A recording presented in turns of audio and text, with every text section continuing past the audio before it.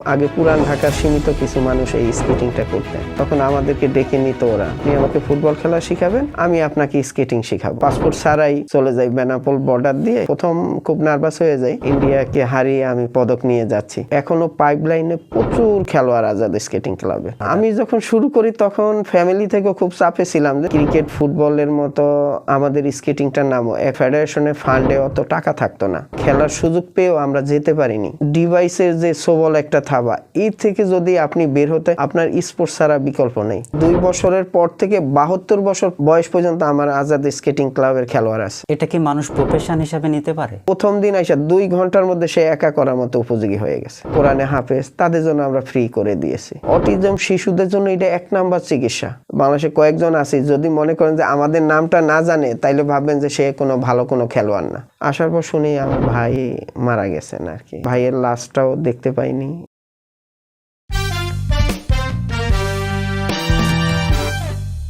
ভাই, আপনাকে দেখলেই মনে হয় আপনি খুব বিনয়ী, খুবই ভদ্র একজন মানুষ। আলহামদুলিল্লাহ, এইটার কারণে আজকে আমাদের অবস্থানটা, আমার অবস্থানটা আলহামদুলিল্লাহ আজকে অনেক উপরে চলে এসেছি। যে অনেক গার্ডিয়ান, অনেক অভিভাবক বলে যেন আপনার কাছে আসলে বাচ্চারা এত এনজয় করে, এত আনন্দ পায়, আপনার বিহেভিয়ার বাচ্চারা শেখার জন্য চেষ্টা করে, বা এইভাবে কথা বলার জন্য বিভিন্নভাবে চেষ্টা করে ওরা, যে না স্যার কিভাবে কথা বলে, স্যার কিভাবে ইয়ে করে, ডিটেলস এমনকি জিজ্ঞেস করে যে স্যার আপনি কোন স্কুলে পড়াশোনা করেছেন, কোথায় পড়াশোনা, এত কিছু কিভাবে জানেন, এত সুন্দর করে কথা বলেন কিভাবে, এত সুন্দর বিহেভিয়ার কিভাবে হলো। তখন তাদেরকে ওইভাবেই করে সুন্দর করে তাদেরকে উপস্থাপন করি, বা তাদেরকে বলি যে সুন্দর ব্যবহারের উপরে কোনো কিছু নেই। প্রথমে আপনার সাথে যখন আমার কথা হয় সেটা জিয়া উদ্যানে, জি, মতান্তরে হচ্ছে চন্দ্রিমা উদ্যান। জি জি। তো ওখানে কথা হওয়ার পরে আমি প্রথমে বুঝতেছি যে ভাই আসলে অতিমাত্রায় বিনয়ী। এটা খুবই ভালো। যারা আসলে বিনয়ী শিখতে চায়, দেখতে চায়, তারা আমার মনে হয় আপনাকে দেখলে বা ফলো করলে বুঝতে পারবে। আলহামদুলিল্লাহ। শুনেন, আমরা দিন শেষে আমরা মানুষ। এই পৃথিবীতে আমি রেগে কথা বলবো, কারোর সাথে খারাপ ব্যবহার করব, ইয়ে করব, এক সময় আমার পৃথিবী ছেড়ে চলে যেতে হবে।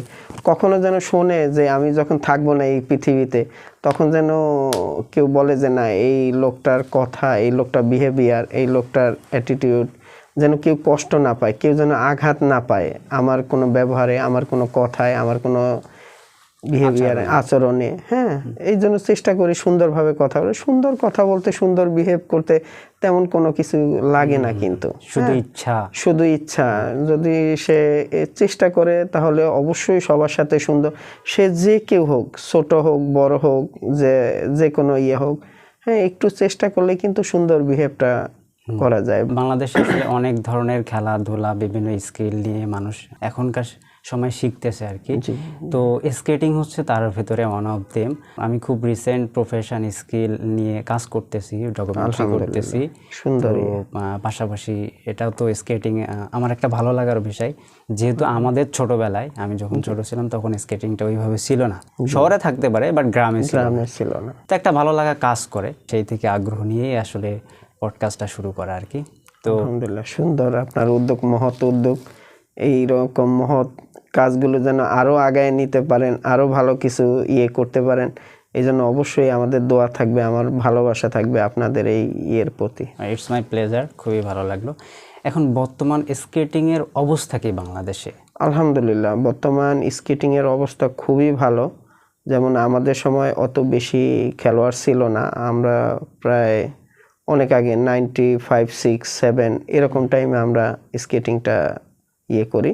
তবে আমাদের আগে ছিল, কিন্তু ওইভাবে এত ব্যাপক আকারে হয়নি আর কি।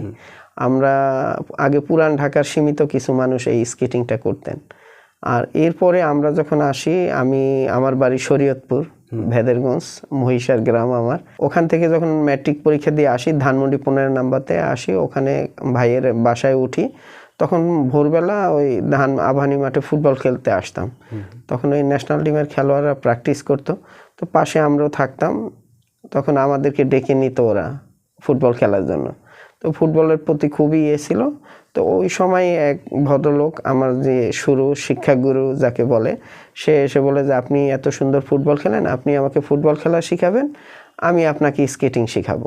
দেখলাম যে হ্যাঁ, আমরা গ্রামে তো এরকম সুযোগ সুবিধা নেই, বা এরকম কিছু দেখিও নাই। আমি যে হ্যাঁ ওকে থ্যাংক ইউ, আপনাকে আমি ফুটবলে, আমাকে স্কেটিং আপনি মানে দেয়া নেয়া। রিয়েলি তখন উনি ফুটবল খেলা শেষ হলে আভানি মাঠের একটু কোনাতে বাস্কেটবলের একটা কোর্ট ছিল, সেখানে আমরা স্কেটিংটা শুরু করি, 1 দিন 2 দিন করে অনেকটা এনজয় করে, অনেকটা ভালো লেগে যায়। তখন এই কিছুদিন করার পরে আর্জেন্টিনার একজন কোচ বাংলাদেশে আসতেন প্রায়ই, উনি এসে আমাদের দেশের খেলোয়াড়দেরকে ট্রেনিং করাতেন। উনি ইন্ডিয়া নিউ দিল্লিতে থাকতেন একটা মানবস্থলী স্কুলে। তখন ওনার সাথে আমার পরিচয় হয়। পরিচয় হওয়ার পর উনি আমার বিহেভিয়ার বা আমার দেখে ওনার খুব পছন্দ হয়। তখন উনি অফার করে যায় যে আমি তো বাংলাদেশে বেশি দিন থাকবো না, তুমি ইন্ডিয়াতে চলে আসো ট্রেনিং করার জন্য। তখন ওনার কথা শুনে আমি ওই সময় আমার পাসপোর্ট ছিল না, তখন কিভাবে করব, তো পাসপোর্ট ছাড়াই চলে যাই বেনাপোল বর্ডার দিয়ে, একজন এর লোককে রেডি করে কিছু টাকা দিয়ে আমি ওই পারে চলে যাই। আর ওই সময় তো বর্ডারের অত কড়াকড়ি ছিল না। কত সালের কথা এটা? এইটা হবে আপনার 97 বা 8 মেবি, কাছাকাছি। আমার অনেক বছর আগের তো ফুল টাইমটা। তো ওখানে ট্রেনিং করতে গিয়ে তখন ওখানে একটা ভালো একটা ইভেন্টে আমি অংশগ্রহণ করি, সুপার ন্যাশনালে। তখন ইন্ডিয়ার সুপার ন্যাশনাল নামে পরিচিত ছিল ইভেন্ট। তখন মধ্যে ওখানে আমি সবচেয়ে ভালো অর্জন করি ওই ইভেন্টে, ভালো পারফরমেন্স। তখন ব্যাক করার সময় খেলা শেষ, যখন বাংলাদেশে আসব তখন ওই বেনাপোল বর্ডারে আবার এখন তো আসতে হবে পাসপোর্ট নিয়ে আমার, তবে পাসপোর্টের টোকেনটা ছিল আর কি। তখন ওই SSF আটকে দেয়। তখন ওখানে বলি যে আমি প্রথম খুব নার্ভাস হয়ে যাই, পরবর্তীতেও বলি যে আমি ইন্ডিয়াতে খেলতে এসেছিলাম, দেখেন আপনার ইন্ডিয়াকে হারিয়ে আমি পদক নিয়ে যাচ্ছি। তা আমার এই যে পাসপোর্টের টোকেনটা আছে, আমার আমি সুযোগ পাইনি পাসপোর্টটা নেয়ার, ভিসাটা করার। পরে ওরা আমাকে সিরিয়াসলি সম্মান মানে ভালোবাসা আদর আপ্যায়নটা করে এরপর ওরা আবার যথাসম্মানতা আমাকে বাংলাদেশে বর্ডারের কাছে আমাদের যেই বিডিআর থাকেন ওনাদেরকে ওনারা করে বলেন যে এর যেন নয়, আমাদের দেশে খেলতে এসেছিল, ওনার নেই, পাসপোর্ট পায়নি, আর আমাদের দেশের এরা শুনে আরও খুশি হন। এরপরে বাংলাদেশে আসার পর এরপরে ডে বাই ডে আমার উপর দিকে ওঠারই একটা প্রচুর পরিশ্রম করে প্রতিদিন সকালে 2.5 থেকে 3 ঘন্টা ট্রেনিং করে, আবার বিকেলে 2 থেকে 2.5 ঘন্টা 3 ঘন্টা ট্রেনিং করে, এইভাবে করে রেগুলার ট্রেনিং করে তারপরে বিভিন্ন দেশের খুব ভালো ভালো দেশের যে ইভেন্টগুলো, বিশ্বকাপ, ইন্টারন্যাশনাল, তারপর এশিয়ান গেমস, এই অনেকগুলো দেশের সুযোগ পাই, খেলতে যাই বিভিন্ন দেশে। এইভাবে করেই ডে বাই ডে আগানোর মধ্যে থাকি। এরপরে আমার নামের মধ্যে একটা ক্লাব হয়, আজাদ স্কেটিং ক্লাব। আমার নাম আবুল কালাম আজাদ। এটা কত সালের কথা আপনার নামে? এটা আমার নামে ক্লাবটা হয় তখন 2008 বা 10 এরকম, এর মাঝামাঝি, মানে ফুল টাইমটা আমি লিখে রাখিনি ওইভাবে। আমরা দেশের বাইরেতে খেলে আসি, তখন আমাদের যে ফেডারেশনের সেক্রেটারি লুৎফর সাহেব, উনি বলেন যে তোমরা এত ভালো সময় দিচ্ছ, এত পারফরমেন্সও ভালো করতেছো, হ্যাঁ তোমাদের নামে কিছু ক্লাব, যেহেতু বাংলাদেশে খুব ক্লাবের সংখ্যা কম, তোমাদের কিছু ব্যক্তিদের নামে আমরা কিছু ক্লাব করতে চাই। আমি যে স্যার আপনার যদি ভালো লাগে করেন। তখন উনি আমাদের কিছু ব্যক্তি খেলোয়াড়দের নামে কিছু ক্লাব করে দেয়, সেই থেকে আজাদ স্কেটিং ক্লাব। আর সেই যে শুরু হয়েছে আজও পর্যন্ত আজাদ স্কেটিংয়ের ক্লাবের খেলোয়াড়, আমি যেমন পৃথিবীর অনেক দেশে খেলার সুযোগ পেয়েছি, অনেক দেশে যেতে পেরেছি, ঠিক আজাদ স্কেটিংয়ের খেলোয়াড়গুলো পৃথিবীর অনেক দেশে গিয়েছে, আগামীতে যাবে। এখনও পাইপলাইনে প্রচুর খেলোয়াড় আজাদ স্কেটিং ক্লাবে, যারা দেশে বিদেশে বিশ্বকাপ খেলে আসছে আজাদ স্কেটিংয়ের খেলোয়াড়রা। রোল বল টিম বাংলাদেশে হয়েছিল, সেখানেও আজাদ স্কেটিং ক্লাবের অনেক খেলোয়াড়ই ছিল সেখানে। আবার আগামীতে যদি কোনো বড় ইভেন্ট হয় সেটার জন্য আমরা প্রিপারেশন নিয়ে আসি। অনেক ভালো ভালো খেলোয়াড় আজাদ স্কেটিং ক্লাবের পাইপলাইনে অলরেডি রেডি আছে। পৃথিবীর যে কোনো দেশে আমরা যদি সুযোগ পাই তাহলেই গিয়ে আমরা চেষ্টা করব পুরস্কার ছিনিয়ে আনার জন্য ওই দেশ থেকে। আমরা সেই প্রত্যাশা করি আপনার ক্লাব থেকে অনেক প্লেয়ার প্রডিউস হবে এবং তারা বিভিন্ন জায়গায় যে খেলবে, বাংলাদেশের মুখ গৌরব বয়ে আনবে বাংলাদেশের জন্য, প্রত্যাশা করি। এত খেলাধুলা, ক্রিকেট, ফুটবল, ব্যাডমিন্টন বা ভলিবল থাকতে আপনার স্কেটিং এর আসার পেছনের কোনো গুপ্ত কোনো স্বপ্ন ছিল বা কোনো ভালো লাগা ছিল নাকি? আমি যখন শুরু করি তখন ফ্যামিলি থেকে খুব চাপে ছিলাম যে তুমি কি করো, ঠিক মতো হয়তো ভালো করে পড়াশোনা করো, না হয়তো কোনো জবে বা কোনো একটা ইয়েতে ইয়ে করো। তখন তাদেরকে একটু বুঝালাম যে দেখি আমি এটাকে শুরু করেছি, দেখি এটা দিয়ে কিছু একটু করা যায় কিনা বা শেষ কোথায় আমি একটু দেখি, যে শুরুটা যেহেতু করেছি তখন না আলহামদুলিল্লাহ ডে বাই ডে স্কেটিং এর আজকে স্কেটিং এর এত উত্থান। আপনি ক্রিকেট ফুটবলের মতো আমাদের স্কেটিংটার নামও এখন বিভিন্ন রোডে আপনি বের হলে দেখবেন প্রচুর ছেলেমেয়েরা স্কেটিং করে, যা এটা আমার দেখে খুব আমার অনেক স্টুডেন্ট আছে বিভিন্ন ক্লাবের কোচের দায়িত্বে আছেন, ভালো ভালো অবস্থানে আছেন, দেশে এমনকি বিদেশে ভালো ভালো জায়গায় আছেন আলহামদুলিল্লাহ। ওরাও অনেক ভালো করতেছেন, অনেক চেষ্টা করতেছেন পৃথিবীর বিভিন্ন দেশে খেলতে গিয়ে বা অনেক সময় বেড়াতে গিয়ে বা চাকরির জবে ক্ষেত্রে গিয়েছে অনেকে, সেখানে স্কেটিংটা প্রফেশন ওরা বেছে নিয়েছে। হ্যাঁ, এতে আলহামদুলিল্লাহ অনেক ভালো অবস্থানে। আর এটা একটা ভালো একটা যে এটা একটা বিনোদন, এটা একটা এক্সারসাইজ, এটা একটা গেম। বাহ, এটা আমার খুব ভালো লাগছে যে এটা একটা এক্সারসাইজ, এটা একটা সবার জন্য আসলে ভালো যারা এটা খেলবে। আলহামদুলিল্লাহ। এখানে একটা বিষয় যে ভাইয়া, আপনারা যখন খেলছেন তখনকার প্রেক্ষাপট আর এখন প্রেক্ষাপট অনেক তফাৎ, পার্থক্যটা আসলে কি দেখতে পান? পার্থক্যটা এটাই যে আমাদের সময় আমাদের ফেডারেশনের ফান্ডে অত টাকা থাকতো না, পৃথিবীর অনেক দেশে খেলার সুযোগ পেয়েও আমরা যেতে পারিনি। কিন্তু এখনের ফেডারেশনে যারা দায়িত্বে আছেন, যারা কর্মকর্তা আছেন, তারা খুবই চৌকুশ। তারা অলরেডি বিভিন্ন কোনো গেমের অ্যারেঞ্জমেন্ট হলেই আমাদের বিভিন্ন কোম্পানি থেকে তারা খুঁজে খুঁজে স্পন্সর নিয়ে আসেন, যেটা দিয়ে আমাদের এখন দেশের খেলোয়াড়রা পৃথিবীর যে কোনো দেশেই যায় খেলতে, কিন্তু কোনো টাকা তাদের নিজের কোনো খরচ বহন করতে হয় না। বিভিন্ন ফেডারেশনের টাকা আছে, এমনকি বিভিন্ন কোম্পানি থেকে সংগ্রহ করা হয়। তাহলে এটা অনেক না। আর আমাদের সময় আমরা অনেক কষ্ট করে প্লেন ভাড়া সংগ্রহ করে, অনেক কষ্ট করে আমাদের প্লেন ভাড়াটা সংগ্রহ করতে, যে আমরা ওই সময় স্টুডেন্ট লাইফ টাইপের এরকম সময় দেখা গেছে বিদেশে যাওয়া আসার একটা প্লেন টিকেটের 60-70 হাজার টাকা, এটা আমাদের জন্য ম্যানেজ করাটা খুব কঠিন ব্যাপার ছিল। জি। আর এখন আলহামদুলিল্লাহ এখন ছেলেমেয়েরা যদি দেশের বাইরে খেলতে যাচ্ছে, তাদের ড্রেস আপ, তাদের এটা ফেডারেশন থেকে সব কিছু অ্যারেঞ্জমেন্ট করে যাচ্ছে। গ্রামের পয়েন্ট অফ ভিউ থেকে বলি, স্কেটিং খেলাটা অনেকে এক্সপেন্সিভ মনে করে, তো এই জায়গাটা আপনি কিভাবে দেখেন? হ্যাঁ, আপনার কথা কিছুটা রাইট আছে। বলি গ্রামেও এখন অনেক জায়গায় ছড়ায়, যেমন আমাদের বগুড়া একটা আছে, ওখানে আমি গিয়ে ওদের টিমটাকে এত গ্রোয়িং করে দিয়ে আসছি, ওরা আইসা এখন জাতীয় পর্যায়ে খেলে পুরস্কার নিয়ে যাচ্ছে। দিনাজপুরেও ভালো চলতেছে, লালমনিরহাট, আরও অনেকগুলো জেলাতে। আমার শরীয়তপুরেও আমার আছে, আমাদের শরীয়তপুর থেকে আমরা আগামীতে আশা করি যে ভালো কোনো বেটার কোনো খেলোয়াড় আমরা বের করে আনবো ইনশাল্লাহ। ওদের শরীয়তপুর যে একটা কমিটি হয়েছে স্কেটিং, ডিসি সাহেব হলো সভাপতি, আমিও সেখানের মেম্বার হয়ে আছি। আগামীতে বিভিন্ন জায়গায় আমরা চাচ্ছি যে বিভিন্ন ডিস্ট্রিক্টগুলো, বিভিন্ন জেলাগুলো থেকে খেলোয়াড়গুলো উঠে আসুক। শুধু যে ঢাকার ছেলেমেয়েরাই করবে সেটা না, এখন গ্রাম থেকে এসে ওরাও অনেক ভালো করতেছে, বিভিন্ন জেলা থেকে এসে ওরা জাতীয় পর্যায়ে খেলতেছে, বিদেশে আন্তর্জাতিক পর্যায়ে খেলারও সুযোগ পাচ্ছে। না, এখানে একটা জিনিস আমরা ক্লিয়ার করি যে আসলে ফুটবল, ক্রিকেট বা অন্য যে খেলাগুলো আছে, ব্যাডমিন্টন, এগুলো তো এক্সপেন্সিভ। তো ওই জায়গা থেকে কি স্কেটিং কি ওদের থেকে এক্সপেন্সিভ নাকি? না, আপনি দেখেন একটা ফুটবল যদি আপনি কিনেন 5,000 টাকা দিয়ে, আপনি 11-22 জন খেলতে পারতেছেন। আর একটা ক্রিকেটের 2টা ব্যাট আর একটা স্টাম্প কিনলে 5 থেকে 10,000 টাকা বা 20,000 টাকা দিয়ে কিনা হোক, 11-22 জন খেলতে পারতেছে। কিন্তু স্কেটিংটা কিন্তু সেরকম না, আপনার একাই কিনতে হবে। একার জন্যই আপনি 5,000 টাকা দিয়ে কিনেন বা 10,000 টাকা দিয়ে কিনেন, আপনার একার জন্য একটা ইনভেস্ট করতে হবে। এখানে যৌথ কোনো নেই। এই জন্য স্কেটিংটার মধ্যে একটু এক্সপেন্সিভ মনে হয় আর কি, যে একার জন্য সে এতগুলো টাকা ইনভেস্ট করতে যায়। আর এখন খুব ভালো ভালো স্কেটিং এখন পাওয়া যায় দেশে এমনকি বিদেশে। আমাদের সাথে অনেকে যোগাযোগ করে, অনেক ভালো ভালো স্কেটিং আমরা এনে দেই। আবার আমাদের দেশে যারা ব্যবসায়িকারা আছেন তারাও অনেকটা বুঝে গেছেন। স্টেডিয়ামে অনেকগুলো দোকান আছে, তারা গেলে বলে যে এত স্কেটিং আমাদের সেল হচ্ছে যা আমাদের যারা পুরনো স্কেটার বর্তমান স্কেটারদের খুব থ্যাংক ইউ দেয় যে আপনাদের জন্য আজকে দেশ এত ভালো।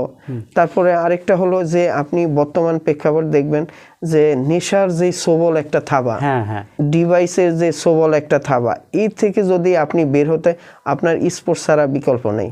আর স্কেটিংটা এত সুন্দর একটা ইভেন্ট, এই ইভেন্ট দিয়ে আপনি কখনো একজন স্কেটিয়ার খেলোয়াড় যদি আমাদের কাছে এসে পড়ে সে কখনোই কোনো নেশা কোনো ডিভাইসের এতে যাবে না আশা করি। আমাদের সুন্দর বিহেভের কারণে, আমাদের সুন্দর বোঝানোর কারণে, এটা সুন্দর ইভেন্ট, কথা বলা, শুধু যে আমরা স্কেটিং খেলা শিখাই সেটাও না, তাকে কিভাবে সুন্দর মতো কথা বলতে হবে, কিভাবে সুন্দরভাবে গ্রোইংটা করা, মানুষ হিসেবে গড়ে ওঠার পেছনে যে প্রচেষ্টাগুলো থাকে সেইগুলো আসলে করা আমরা চেষ্টা করি ওইভাবে। আমি এমনকি আমার পাশাপাশি যারা কোচ আমার অ্যাসিস্ট্যান্টগুলো আছে ওরা দুর্দান্ত চৌকস, আমার মতোই ওরা গড়ে উঠেছে। ওদের নাম বললেই মুকুট নামের আছে আমার অ্যাসিস্ট্যান্ট একজন, অসাধারণ বিহেভিয়ার, ও আমার পাশাপাশি থেকে অনেক সুন্দরভাবে। এমনকি আমি যে গুলশান ইয়ুথ ক্লাবের কোচের দায়িত্বে আছি, প্রায় 20 থেকে 22 বছর যাবৎ আমি এই ক্লাবে স্কেটিংটা, মানে গুলশান এরিয়াতে আগে স্কেটিং হতো না, আমি এসে এই গুলশান ইয়ুথ ক্লাব, তারপর ম্যাগনোলি একটা স্কুল ছিলেন গুলশানে, এই আমি প্রথমে এই গুলশান এরিয়াতে স্কেটিংটা শুরু করি। ওকে, খুব ভালো। এখন আমরা শেখার ব্যাপার নিয়ে যদি কথা বলি, প্রথমে আসে যে আসলে কেউ যদি শিখতে চায় তার বয়স আসলে কেমন হওয়া উচিত, আর সে কোথায় যোগাযোগ করতে পারে? এটা একটা সুন্দর প্রশ্ন করেছেন যে স্কেটিংটা শিখে আমাদের 2+ থেকে আমার 72 মানে 2 বছরের পর থেকে 72 বছর বয়স পর্যন্ত আমার আজাদ স্কেটিং ক্লাবের খেলোয়াড় আছে। আপনি দেখবেন বাবা করতেছে, মা করতেছে, আমার ওখানে সিনিয়র একজন সচিব ম্যাডাম উনি করেন স্কেটিং, সিনিয়র সচিব আছেন যারা শিক্ষামন্ত একজন, উনি আমার ক্লাবে স্কেটিং করেন, সুরাদ্দি হসপিটালের ডক্টর আছেন, হ্যাঁ উনি করেন, ওনার ছেলে, ওনার ওয়াইফ, বিশেষ মানুষ স্কেটিংটা এনজয় করে। কারণ পৃথিবীর অনেক দেশে তারা বেড়াতে যাচ্ছে, তখন দেখে আসতেছে যে স্কেটিংটা খুবই একটা জনপ্রিয় খেলা, এটা করে। আবার আমাদের দেশে যে স্টুডেন্টরা দেশের বাইরে যাচ্ছে বিদেশে, কিন্তু ওখানে আপনার ক্যাম্পাস থেকে স্কেটিং করে এক ক্যাম্পাস থেকে আরেকটা ক্যাম্পাসে মুভ করতে পারতেছে, এটা শিখে গিয়ে ওরা অনেক লাভবান হচ্ছে। এমনকি ওখান থেকে ফোন করে থ্যাংক ইউ জানাচ্ছে যে স্যার এমন একটা জিনিস শিখিয়ে দিয়েছেন, আজকে আমরা বিদেশে পড়াশোনা করতে আসছি, কিন্তু আমাদের যদি না শিখে আসতাম তাহলে এখানে প্রচুর টাকা খরচ করে এটা আমাদের শিখতে হতো। ওরা স্কেটিং করে এক ক্যাম্পাস থেকে আরেক ক্যাম্পাসে বিদেশিদের সাথে স্কেটিং চালিয়ে চলে যাচ্ছে। গুড। এটা কি মানুষ প্রফেশন হিসেবে নিতে পারে? হ্যাঁ আলহামদুলিল্লাহ, আমি তো প্রফেশন হিসেবেই নিয়েছি। আমি স্কেটিং শুরু থেকে এই পর্যন্ত স্কেটিং থেকে আলহামদুলিল্লাহ আল্লাহ অনেক ভালো রেখেছে, অনেক শুকরিয়া। অবশ্যই আমরা এর আর্নিং ব্যাপার সম্পর্কে জানবো। তার আগে যদি আমরা বলি যে আমি এখন শিখতে চাই সাপোজ, তো আমি কোথায় যোগাযোগ করব? আচ্ছা, আপনি ঢাকা যেমন আমাদের চন্দ্রিমা জিয়া উদ্যান, এখানে আসলে আপনি সকালে প্রতিদিন বিকেলে 3:30টার পর থেকে আপনি মাগরিবের আজান পর্যন্ত প্রতিদিন হচ্ছে। এমনকি সকাল শুক্র শনিবার দিন সকালেও আমরা করাচ্ছি, যেন সকালে যারা ফ্রি থাকে তারা যেন সুযোগ পায়। আমরা প্রতিদিন, এটা করোনার সময় থেকে আমরা এটা করেছি যে রেগুলার যদি করি, যেমন শুক্র শনিবার যদি প্র্যাকটিস থাকে, কেউ না কেউ অনুষ্ঠান থাকে, বেড়াতে যায়, মিস হয়ে যাবে। এই জন্য আমরা সপ্তাহে প্রতিটা দিন রেখেছি, যেন সে সপ্তাহের যে কোনো 1-2টা দিন অন্তত সে ফ্রি হয়ে শিখতে পারে, মানে তার পছন্দ অনুযায়ী সময় সে শিখতে পারে। জি জি, সেটাই। কতদিন লাগে শিখতে? না, আপনি স্কেটিংটা আমাদের কাছে আসলে, গতকালকে একটা বাচ্চা এসেছে, ওর 3+ বয়স, ও প্রথম দিন এসে 2 ঘন্টার মধ্যে সে একা করার মতো উপযোগী হয়ে গেছে, যে যেভাবে নিতে পারে, যত তাড়াতাড়ি নিতে পারে। আর এটা যারা একটু ওভারওয়েট থাকে তাদের একটু 2-1 দিন সময় লাগে, আর যারা একটু স্লিম বা হয়, ওয়েটটা একটু কম থাকে, তারা খুবই দ্রুত শিখে ফেলে এটা। মানে তার ব্যক্তির উপরে ডিপেন্ড করে যে সে কিভাবে নিচ্ছে, কত তাড়াতাড়ি। না, খুব অল্প সময়ের মধ্যে আমরা স্কেটিংটা শিখিয়ে ফেলি, কারণ এই যুগে অনেকে বিরক্ত হয়ে যায়, সময় তাদের ইয়েটা না। যদি ভর্তির সিস্টেমটা সম্পর্কে একটু বলেন, যারা আসলে আগ্রহী তাদের অনেক কাজে লাগবে। আমাদের খুব রিজনেবল একটা রাখা, যেন আমাদের অ্যাডমিশন 1000 টাকা, যেমন নামাত্র 1000 টাকা এই যুগে, এই সময়ে মাসে 30 দিনে আমাদের অ্যাডমিশন হলো 1000 টাকা, মান্থলি 1500 টাকা। যেমন আপনি মাসে 30 দিনে যে কোনো সময়, এর মধ্যে সকালে হয় বিকেলে হয়, শুক্র শনিবার দিন সকালে হয়, অফিস স্কুল কলেজ বন্ধ থাকে, এমনকি শুক্র শনিবার বিকেলে হয়। শুক্র শনি ছাড়া বাকি সপ্তাহের প্রতিদিনই বিকেলবেলা হচ্ছে। এমনকি সরকারি ছুটিগুলো, এই ছুটিগুলোর সময় আমাদের বন্ধ থাকে না, আমরা খোলা রাখি যেন সবাই আসতে পারে। আমাদের সবাই সবার সুবিধা মতো টাইমে আসতে পারে। জি, তারপরে এর মধ্যে আমরা যেমন মাদ্রাসায় যারা পড়েন, হ্যাঁ, যারা কোরআনে হাফেজ, তাদের জন্য আমরা ফ্রি করে দিয়েছি। এমনকি যারা বলেন আইসা যে আমার অর্থনৈতিক অবস্থা ভালো না, আমি শিখতে চাই, আমরা তাদের জন্য ফ্রি করে দিয়েছি। বাহ, এটা কিন্তু দারুণ উদ্যোগ। আমি দারুণ উদ্যোগ। এটা আমি এই জন্য বলবো যে আমি বলছিলাম যে অনেকের শিখতে আসলে মন চায়, তাদের হয়তো বা সামর্থ্য নেই, অর্থনৈতিক নেই।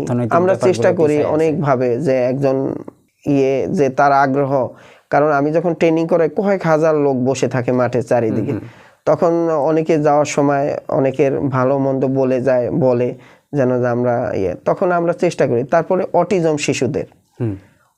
শিশুদের জন্য এটা 1 নাম্বার চিকিৎসা। এটা আপনার মাধ্যমে সবাইকে জানে, যদি কারো অটিজম শিশু থাকে, যদি সে হাঁটতে পারে, তার জন্য 1 নাম্বার ট্রিটমেন্ট হয়েছে স্কেটিং। স্কেটিংটা একটা থেরাপি। এটার মাধ্যমে আমি মনে করি আপনি যে তথ্যটা দিলেন, আমার সাথে সাথে যারা দেখবে তারাও এই তথ্যটা আসলে পাইলো যে অটিজম বাচ্চাদের অনেক হেল্পফুল হয়। পৃথিবীর অনেক দেশেই এই অটিজম শিশুদের নিয়ে ট্রিটমেন্টে গেলে, যেমন ইন্ডিয়াতে, আমেরিকাতে, ইংল্যান্ডে গেলে, তখন তারা ডক্টর প্রথমেই বলে যে আপনি স্কেটিং করান। আপনার বাচ্চাকে স্কেটিং হলো 1 নাম্বারে, 2য় নাম্বারে সুইমিং, 3য় নাম্বারে যে ঔষধ বা আদার্স থেরাপি বা অন্যান্য এইগুলো হলো পরে। স্কেটিংটাকে 1 নাম্বারে রেখেছে স্পেশাল বেবিদের জন্য। এটা অনেক গার্ডিয়ানই জানে না, অনেকে করে কি পৃথিবী অনেক ট্রিটমেন্ট, অনেক এদিক ওদিক ছোটাছুটি করে, অনেক করে। কিন্তু আমার কাছে ফেইথ বাংলাদেশ নামের একটা স্কুলের বাচ্চারা আসে, আলহামদুলিল্লাহ এই পর্যন্ত প্রায় 20 থেকে 30 জন বাচ্চা সুস্থ হয়ে আমার কাছে এমনও আসছে যে কথাই বলতে পারতো না, এখন প্রপারলি আমাদের মতো সুন্দরভাবে কথা বলতে পারে এই স্কেটিংয়ে এসে। তার বাবা মা অনেক দোয়া করে আমাদের জন্য, আর তাদের জন্য যাদের অর্থনৈতিক তাদের জন্য আমরা টোটালি ফ্রি। হ্যাঁ, যে সে করলে এটা ভালো উদ্যোগ। আসলে যারা শিখতে চায় তাদের জন্য অনেক হেল্পফুল হবে। যে আমার আগ্রহ আছে অথচ আমি পারতেছি না, তারাই আসলে পারবে। এই সুযোগটা তাদের জন্য থাকা উচিত, আমিও মনে করি। না, ইনশাআল্লাহ আমরা আমার পক্ষ থেকে সেটা অবশ্যই আর বিভিন্ন সময় বিভিন্ন দৃষ্টিকেও আমাকে যে ডাকে, আমি চেষ্টা করি গিয়ে সময় সুযোগ বের করে গিয়ে তাদেরকে হেল্প করা। আমরা এখন যদি একটু ভিন্নভাবে বিষয়টা দেখি, যে একজন ক্রিকেটার, একজন ফুটবলার, এইভাবে যদি আমরা তুলনা করি, তাহলে যারা স্কেটিং করে আসলে তারা কি সেই নিজেকে ওইভাবে সমাজে প্রতিষ্ঠিত করতে পারে? হ্যাঁ, মেনলি আগে ছিল না, এখন হচ্ছে। এখন মোটামুটি অনেকেই স্কেটিং করে, যেমন আমাদের আমার ক্লাবের স্টুডেন্টই নেদারল্যান্ডসে খেলতে গিয়েছিলেন। হ্যাঁ, তো সে এসে এখন বাংলাদেশে খুব ভালো অবস্থানে, ও বিভিন্ন ক্লাবের কোচের দায়িত্বে আছেন। হ্যাঁ, এটা আলহামদুলিল্লাহ সে ভালো একটা উপার্জন, ভালো একটা নাম সুনাম, ভালো অবস্থানে আছেন।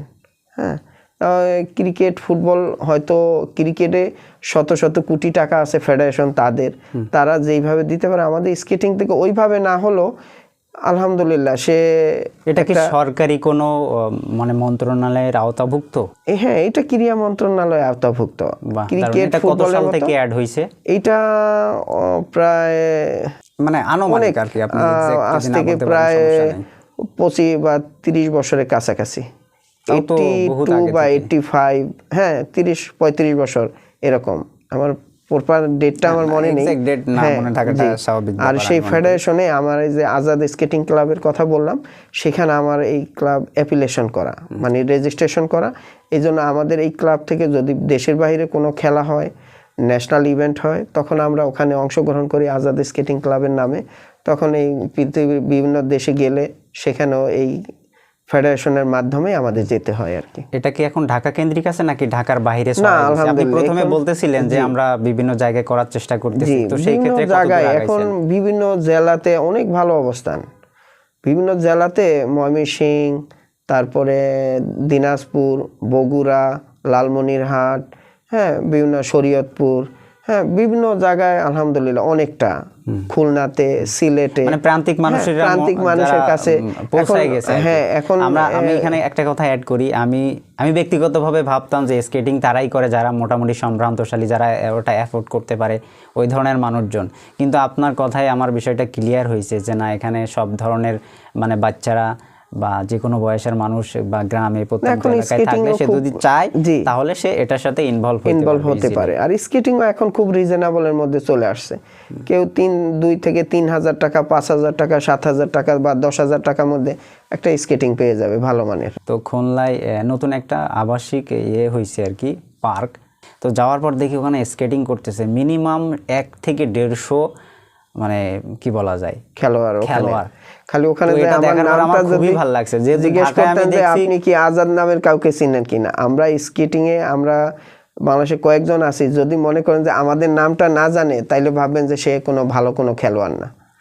আমরা এমন শিরোনামে আমাদের কয়েকজন খেলোয়াড় আছে বাংলাদেশের, যারা আমাদের নাম যদি ওখানে জিজ্ঞেস করলে আপনি এক নামে চিনে ফেলবে যে আমরা কারা কারা বাংলাদেশে বেস্ট অবস্থানে ভালো ক্লাবের মালিক বা ক্লাব পরিচালনা করতেছি বা আগে ভালো খেলতাম আমরা। হ্যাঁ, মানে অবশ্যই আসলে এই বিষয়ে যারা লিজেন্ড আর কি বলা যায়, যে অগ্রদূত হিসেবে বাংলাদেশে খেলাটাকে আগাই নিয়ে গেছে, তাদের ভেতরে আপনারা আছেন, আপনাদের নাম তো অবশ্যই জানবে, যে বিষয়ের লোক আর কি। রিয়েলি খুবই ভালো বিষয়। আপনি স্কেটিং নিয়ে আপনার স্বপ্নটা কি আসলে? আমার স্বপ্ন এই যে সাধারণ, বিশেষ করে এখন বেশি হলো যে বেশি ভালো লাগতেছে যে মানুষ নেশা থেকে বিভিন্ন এই যে যে ফেসবুক, ইন্টারনেট, বিভিন্ন মানুষ এমনভাবে ইনভলভ হয়ে যাচ্ছে, তাদের থেকে যদি বের করে এনে আমরা কিছু মানুষকে আমরা সুস্থভাবে বাঁচিয়ে রাখতে পারি, কারণ ওরাই একসময় দেশের ভবিষ্যৎ। ওরাই কেউ প্রেসিডেন্ট হবে, মন্ত্রী হবে, কেউ ব্যবসায়ী হবে, ডাক্তার হবে। এই জন্য চাচ্ছি আমরা সকাল বিকেল প্রচুর পরিশ্রম করে যে কিছু বাচ্চা যদি আমরা অন্তত সুস্থভাবে করে যেতে পারি, তাহলে মানে নিজেকে খুব ভালো লাগবে, একটা জায়গায় উঠাই দিতে চাই। স্কেটিং এর ভবিষ্যৎটা অনেক দারুণ হোক, সেইটা সবাই জানবে, ক্রিকেট ফুটবলের মতো সবাই মোটামুটি সাপোর্ট করবে, খেলবে বিভিন্ন জায়গায়, সেটা আপনাদেরই মানে ভালো লাগবে একটা সময়। আর সেটার জন্য আজাদ স্কেটিং ক্লাবের জিয়া উদ্যানটা আপনি তো দেখেছেন, আমি দেখছি, অসাধারণ একটা ভিউ। ওখানে আসলে মানুষের মন এমনি ভালো হয়ে যায়। আমাদের স্কেটিং গ্রাউন্ডটা এতই করে সকালে যারা আসে তাদের ব্যাপারটা আসলে অন্যরকম ওখানে আসলে এইভাবেই। এজন্য আমাদের প্রতিনিয়ত প্রতিদিন আমাদের নতুন নতুন স্টুডেন্ট আসতেছেন, আমাদের নতুন নতুন খেলোয়াড় বের হচ্ছেন। পাইপলাইনে অনেক খেলোয়াড় আছে, বিগত দিনে অনেক খেলোয়াড় বের হয়েছেন এই ক্লাব থেকে। আজাদ স্কেটিং ক্লাব বাংলাদেশের অন্যতম একটা ক্লাব। আপনার এই স্কেটিং নিয়ে কোনো স্মরণীয় মুহূর্ত আছে যেটা আপনি আসলে ইতিপূর্বে কোথাও শেয়ার করেন নাই? যে ভিসা করতে গিয়েছিলাম, বিশ্বকাপ খেলতে যাব, তখন এটা কোন দেশে? এটা ভেনেজুয়েলা। ও আচ্ছা, ওয়ার্ল্ড কাপে যাব, তখন সেটার ওই এমবেসি হলো দিল্লিতে, তো ওখানে গিয়েছি। ওখানে যাওয়ার পরে ভিসা পেয়েছি, অনেক খুশি যে ভেনেজুয়েলা হলো ইংল্যান্ড, মানে ট্রানজিট নিয়ে যেতে হবে, তো প্রথমে ইংল্যান্ড হয়ে আমেরিকা হয়ে পরে ভেনেজুয়েলা যেতে হবে, এইভাবে করে আমরা। তো এটা শুনে খুব হলো যে এতগুলো দেশ করে তারপর ভেনেজুয়েলা কারাকাসে আমার খেলাটা পড়েছিল। তখন ঠিক বেনাপোলে আসি, আমি বাই রোডে আসছিলাম ওই সময়।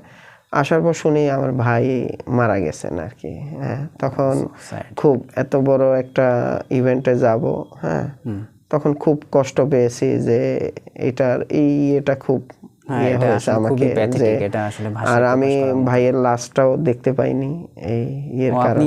যাওয়ার পরে শুনছেন? হ্যাঁ, আমি ভিসাটা পেয়ে আসছি, কারণ ওই সময় তো এত মোবাইলের ছিল না যে কোথায় আসি, সবার সাথে ফ্যামিলির সাথে কন্ট্যাক্ট করবো। তো ভেবেছি যে ভিসা, আর ওখানে ভিসার ছিল কি ওই সময় পাসপোর্ট দেওয়ার পরে পাসপোর্টটা নিয়ে ভেনেজুয়েলা চলে গেছে ওনারা। ওখানে জানতে পুরা মানে ক্লিয়ার না হয়ে তো আমাদের ভিসা দিবে না। ওরা জেনেছে, ওদের ক্রীড়া মন্ত্রণালয় যোগাযোগ করেছে যে বাংলাদেশ থেকে যে টিম আসবে ভেনেজুয়েলা ওয়ার্ল্ড কাপ খেলতে, বিশ্বকাপ খেলতে, এদেরকে ভিসা দেওয়া যায়।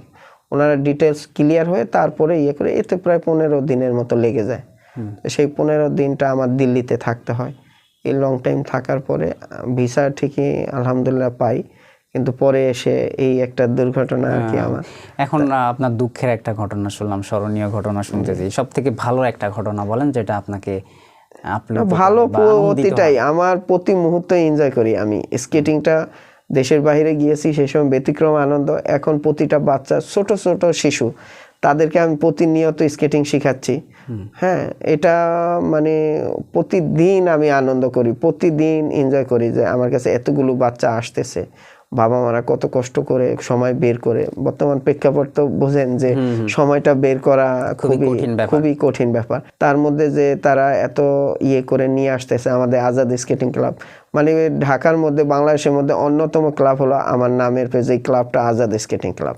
এখান থেকে বিগত দিনও অনেক খেলোয়াড় বের হয়েছে, এখনো প্রতিনিয়ত আমার ক্লাবের খেলোয়াড়রা অসাধারণ স্কেটিং করে। আমি যেরকম শ্রম দেই ওদের পিছনে, ওরা ওইভাবেই আমি নিজে সেটা দেখছি। আপনি যথেষ্ট পরিশ্রম করেন আপনার স্টুডেন্ট। আলহামদুলিল্লাহ, ওরা এতটা করে। আগামী প্রজন্মের কাছে আপনার প্রত্যাশাটা কি? আগামী প্রজন্মের কাছে প্রত্যাশা এটাই, স্কেটিংটা একটা সুন্দর ইভেন্ট, এটা সুস্থ রাখার জন্য একটা মানে বিশাল মাধ্যম। হ্যাঁ, এটা বিনোদনের জন্য একটা বিশাল মাধ্যম, এমনকি এটা দিয়ে একটা গেম। এইটা সে যদি ভালো মতো শিখে, সে বর্তমানে অনেক স্কুলে অনেক জায়গায় স্কেটিং এর কোচ চাচ্ছে, আমাকেই অনেক জায়গায় চাচ্ছে। তো আমার পক্ষে সম্ভব হচ্ছে না, তা আমার বিভিন্ন যারা আছে সহপাঠী স্টুডেন্ট বা যাদেরকে আপনি মোটামুটি প্রো লেভেল করতে পারছেন, ওদেরকে বিভিন্ন সময় চেষ্টা করি, ওদেরকে বিভিন্ন ক্লাবে বিভিন্ন। আমার ওই প্রশ্নটা মনে হয় এখন উত্তর আসতেছে যে আসলে আর্নিং এর বিষয়টা কি? হ্যাঁ, আর্নিং এটা আপনি যখন কোনো একটা স্কুল, কোনো একটা ক্লাবে সময় দিবেন, এটা কি আপনারা মানে কোনো এটা সময়ের ব্যাপার হয়তো, বা প্রতিটা স্কুল বা শিক্ষা প্রতিষ্ঠানের সাথে একজন টিচার থাকবেন যিনি আসলে স্পেসিফিক এই জিনিসটা শেখাবেন, এরকম হইতে পারে না বিষয়টা? এটা কিভাবে দেখেন? হ্যাঁ, এটা অবশ্যই একটা সুন্দরই, আগে দেখা যায় একটা কর্মক্ষেত্র তৈরি হবে অনেক মানুষের জন্য, এবং এর প্রতি মানুষের অলরেডি এইটা করে ইউটিউবে আমার ওই দিন এক সময় বললো যে আমি স্যার প্রতি মাসে 2 লক্ষ টাকা আর্ন করি স্কেটিং এর ভিডিও ছেড়ে। আরেকজন বললো যে ও নাকি প্রায়, এটা আমার কাছে একটু মনে হলো, বললো যে ও 8 থেকে 10 লক্ষ টাকা কোনো মাসে এই স্কেটিং এর ভিডিও ছেড়ে ও পাচ্ছে। বুঝলাম, এটা একটা অনলাইন থেকে একটা ব্যাপার হইতে পারে, কিন্তু এটা তো সবাই করবে না। না, সবার সম্ভব না। যদি একটা প্রফেশন হিসাবে রূপ পায়, সমাজে প্রতিষ্ঠিত হয়, তাহলে অভিভাবকরা আগ্রহী হবে। রিয়েলি ভালো একজন খেলোয়াড় হলে তার যেমন একটা সম্মানী থাকে, একটা রেপুটেশন থাকে, তো যারা আমাদের থাকবে। খেলোয়াড়রা 2017 সালে একটা রোল বল বিশ্বকাপ হয়, সেখানে তখনকার আমলে যে প্রাক্তন প্রধানমন্ত্রী ছিলেন, তার বাসভবনে নিয়ে তাদের খেলোয়াড়দেরকে সংবর্ধনা দিয়েছেন, প্রতিটা খেলোয়াড়কে 1 লক্ষ করে টাকা দিয়েছেন। হ্যাঁ, এটা আলহামদুলিল্লাহ, এটা একটা অনেকটাই একটা সুন্দর। আচ্ছা, এটার কোনো প্রতিযোগিতার ব্যবস্থা করা হয় মানে বাংলাদেশে? জি, বাংলাদেশে আমাদের 2017 সালে স্কেটিং করে একটা নতুন একটা খেলা, এটা ইন্ডিয়ার আবিষ্কার খেলা, মানে স্কেটিং, বাস্কেটবল, হ্যান্ডবল 3টা মিলে একটা ইভেন্ট হয়েছে, এটা ইন্ডিয়ার আবিষ্কার আর কি। তো এইটা মোটামুটি এখন ওয়ার্ল্ডের অনেক দেশেই ছড়ায় যাচ্ছে। তার মধ্যে বাংলাদেশ টিম গতবার ইন্ডিয়াতে গিয়ে 2nd পজিশন নিয়ে আসছে। হ্যাঁ, খুব ভালো করেছে বিশ্বকাপে। আবার এই বাংলাদেশে যখন বিশ্বকাপ হলে প্রায় 48টা দেশে এসেছিল বাংলাদেশে খেলতে, তার মধ্যে বাংলাদেশের অবস্থান 4র্থ ছিল, তার মধ্যে আমার স্টুডেন্টও ছিল অনেকগুলো। আপনার তো গর্বের বিষয়। জি, আলহামদুলিল্লাহ। আর এর চেয়ে আর বেশি কি পেতে পারি? আমার স্টুডেন্টরা যখন দেশে বিদেশে খেলতেছে, আমি দেশে বিদেশে খেলেছি, পৃথিবীর বড় বড় দেশগুলোতে গিয়েছি স্কেটিং এর তারপরে আগামীতে আবার স্টুডেন্টদের সাথে আগামীতে আবার যাব ইনশাল্লাহ। হ্যাঁ, এইটা এর চেয়ে আর ভালো কি পেতে পারি? আর মানুষ সবাই তো আর টাকার পিছনে করে না, কেউ আছে যে ভালো লাগা শখের পিছনে হ্যাঁ, এই জন্য আলহামদুলিল্লাহ ভালো। আপনাকে অসংখ্য ধন্যবাদ, আপনার যথেষ্ট গুরুত্বপূর্ণ বা মূল্যবান কথা আমরা কিন্তু শুনছি, আমার খুবই ভালো লাগছে। আর সবথেকে বড় ব্যাপার, আপনাকে অনেক থ্যাংক ইউ যে আপনি এই ব্যস্ত সময়ে এই অনেক দূর থেকে কষ্ট করে এসে আমাকে ডেকেছেন, আমাদের মতো একজন খেলোয়াড়কে ডেকেছেন।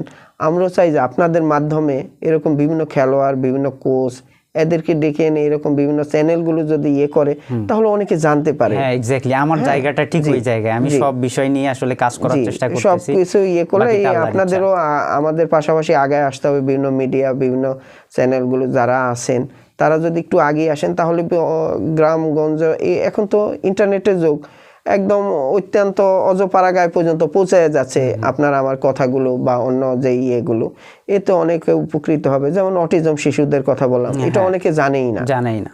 হ্যাঁ, অটিজম শিশুদের জন্য স্কেটিংটা যে 1 নাম্বার চিকিৎসা, এটা অনেকে জানে না, এটা যে সুন্দর একটা থেরাপি এটা অনেকেই জানে না বাবা মা। এই আপনার মাধ্যমে যদি আজকে জানতে পারে আমাদের এই কথাগুলো, আলহামদুলিল্লাহ অনেকেই উপকৃত হবে। সে আমাদের কাছে আসলেও পারে, বা সে তার এরিয়াতে যদি কোনো জেলা ভিত্তিক কোনো ভিত্তিক কোনো কোচের কাছে যায়, সে যদি শিখিয়ে নিতে পারে অল্প সময়ের মধ্যে তার ছেলেটা মেয়েটা তাহলে আমরা যেটা বুঝতেছি যে নিজে নিজে শেখার কোনো অপশন নাই, অবশ্যই একজন টিচার প্রয়োজন। কারণ আমাদের দেশে কিছু কিছু সময় রাস্তায় বের হলে দেখি ওরা এত উগ্রভাবে স্কেটিং করে, যেটা আমাদের দেশের রাস্তাগুলোতে বিভিন্ন জায়গায় ভাঙ্গা থাকে, পাথরিয়ে থাকে, ইটা ফালানো থাকে। হ্যাঁ, এটার মধ্যে যদি লেগে উল্টে পড়ে যায় তখন কিন্তু পিছন থেকে গাড়ি এসে তার গায়ের উপরে উঠায় দিতে পারে বা অ্যাক্সিডেন্ট হতে পারে, একটা দুর্ঘটনা যে কোনো সময় হতে পারে। এই জন্য কোনো কোচের মাধ্যমে শিখলে তখন সে প্রপার কিভাবে ব্রেকিং সিস্টেমটা, কিভাবে ব্রেক করবে, কিভাবে থামবে, যদি কোনো ভালো কোনো কোচের আন্ডারে থাকে তখন সে এগুলো শেখার পরে যদি রোডে চালায় সে কখনোই উশৃঙ্খলভাবে হবে না, কখনো স্কেটিংয়ে দুর্ঘটনার মধ্যে পড়বে না। ওকে ভাইয়া, আপনার অনেক কথা শুনলাম, অনেক তথ্য পেলাম। 1 মিনিটে বলতে চান স্কেটিং নিয়ে, বাংলাদেশের স্কেটিং নিয়ে, তাহলে আপনি কি বলবেন? আপনারা যারা গার্ডিয়ানরা আমাদের এই কথাগুলো শুনবেন, আপনারা আপনার আশেপাশে যে ক্লাবগুলো আছে, না হলে আমাদের ক্লাব যেই জিয়া উদ্যানে আপনি আসেন, একদিন এসে দেখে যান আপনার বাচ্চা কেমন করে। ওখানে আসলে যে বাচ্চাগুলো আসে দেখলেই ওই সাথে সাথেই চায় যে স্কেটিং। তো স্কেটিংটা একটা সুন্দর ইভেন্ট। হ্যাঁ, এটার মধ্যে বিনোদন আছে, এটার মধ্যে এক্সারসাইজ আছে, এটা একটা গেম, এটার মাধ্যমে সে একটা স্পোর্টসে ইনভলভ থাকতেছে।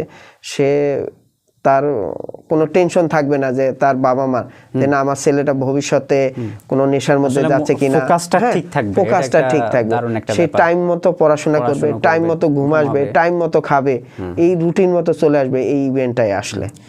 অসংখ্য ধন্যবাদ ভাইয়া আপনাকে, আমাকে সময় দেওয়ার জন্যে। আমি আসলে চেষ্টা করতেছি বিভিন্ন প্রফেশন স্কিল নিয়ে কাজ করতে, যেগুলো আমি প্রথমেই বলছি। আলহামদুলিল্লাহ। তো দোয়া করবেন, ভালো থাকবেন। কোন একটা সময় আপনার সাথে আবার কথা হবে ইনশাআল্লাহ। আপনি আমাদের মাঠে আসবেন, মাঠে এসে দেখবেন, আর আপনারাও যদি শিখতে চান আমরা ইনশাআল্লাহ প্রস্তুত। এবং অবশ্যই আমি আসবো এবং ওটা নিয়ে একটা ডকুমেন্টারি করব, সেটা ইনশাআল্লাহ। অবশ্যই আমার ক্লাবের আপনি সাধারণ মানুষের মধ্যে বিলিয়ে দিবেন, যেন জানতে পারে কোথায় এত খেলোয়াড়, এত স্টুডেন্ট হচ্ছে, এত ভালো ভালো খেলোয়াড় পাইপলাইনে। আজাদ স্কেটিং ক্লাবের, আজাদ স্কেটিং ক্লাব এক নামে সবাই চিনে যারা স্কেটিং করে। আপনি আজাদ স্কেটিং ক্লাব চিনে না, স্কেটিং করে যারা খুবই কম আছে, খুব রেয়ার। ওকে ভাই, অসংখ্য ধন্যবাদ আপনাকে।